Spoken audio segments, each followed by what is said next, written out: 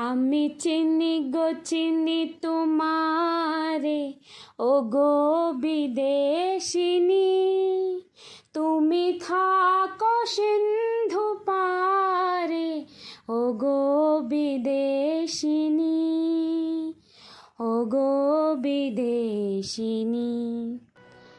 17 बरस की उम्र में रविंद्र ने पहली विदेश यात्रा की। वहाँ लंदन में वो डॉक्टर स्कॉट के परिवार के साथ रहे। उस परिवार में 3 लड़कियाँ थीं, जिनमें से एक रविंद्र को अंग्रेजी और आयरिश गाने सिखाती और गोरे रीति रिवाज भी।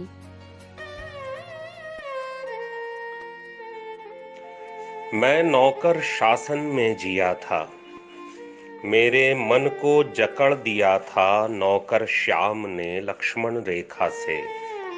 निकलने पर चेतावनी दी थी, घेरे से बाहर निकलते ही बड़ी मुसीबत होगी। मैं मन ही मन उस विपत्ति से डरता था, मैं मन ही मन उस विपत्ति से डरता था। स्कूल को विद्या मंदिर क्यों कहते हैं? ये सवाल रविंद्र के बाल मन को बार बार कुरेदता रहता। परिवार परंपरा के तहत छोटे बच्चों को पढ़ाने मास्टर घर आया करते थे, मगर रविंद्र स्कूल जाने की जिद क्या करते, जिसके चलते मास्टर उन्हें खूब पीटा करते। फिर जब स्कूल जाने लगे तो एक के बाद एक कई स्कूल बदले।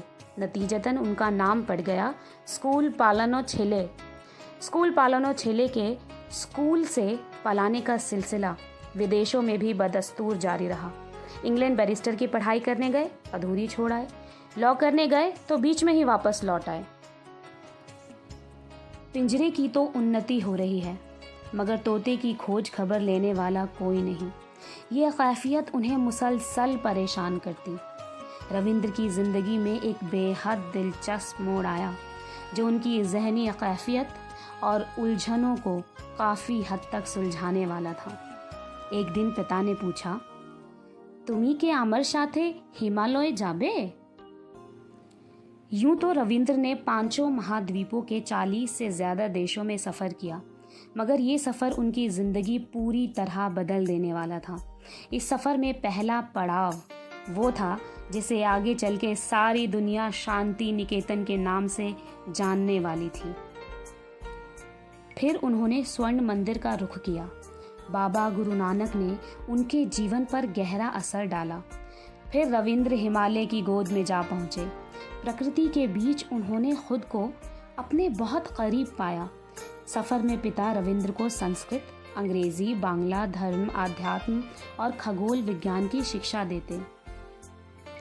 हिमालय के आगोश में बिताए 4 महीनों ने रविंद्र की सोच और संस्कार पर गहरा असर डाला।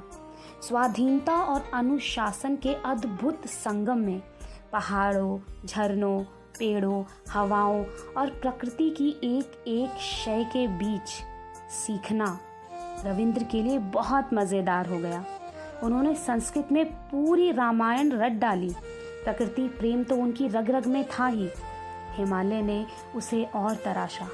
घर लौटने के बाद वो सबको हिमालय के किस्से और संस्कृत में रामायण सुनाते। अब रविंद्र स्कूल पालनो छेले नहीं रह गए थे, बल्कि अब हर छोटा बड़ा उन्हें इज्जत की नज़रों से देखता। और फिर क्या था?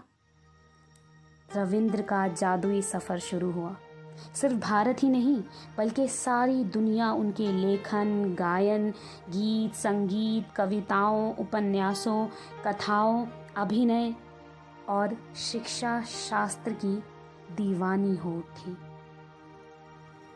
गुलाम हिंदुस्तान के गैर सियासी सितारे की दुनिया भर में धूम मच गई। Iran, Iraq, Italy, Japan, China, Greece, Paris, Germany, England, रूस और बहुत से देशों में सम्मान समारोह आयोजित किए गए। उन्हें व्याख्यान के लिए बुलाया जाता और पलके बिछाए उनकी आमद का इंतज़ार रहता। दुनिया भर को कदमों से नाप लेने वाले रविंद्र को जाने कितने स्कूल बदलने के बाद, दुनिया जहान की तालीम हासिल करने के बाद, पेड़ों को नीचे बैठ के प्रकृति में रच बस के सीखना सबसे अफजल, सबसे बेहतर लगा। पुरानी एल्बम यादें तैरती देख पाते हैं आश्चर्य से भरा बचपन, खुले आकाश के तले आज़ादी सोचने की। नाव की लहरों से जाने वो क्या बना रहा है। संगीत हवा पंछी के संग कौन सा राग गा रहा है। पाँव की मिट्टी ढलानों की, सपनों की चाह आसमानों की। खुद से सीखो, खुद से मानो, अपने संग दुनिया को जानो। प्रकृति है यहाँ साथी हमारी, पेड़ों संग अपनी ये यारी।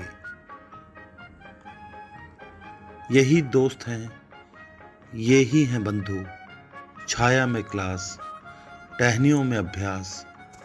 विज्ञान यही है प्रकृति में, कला बसी इस धरती में।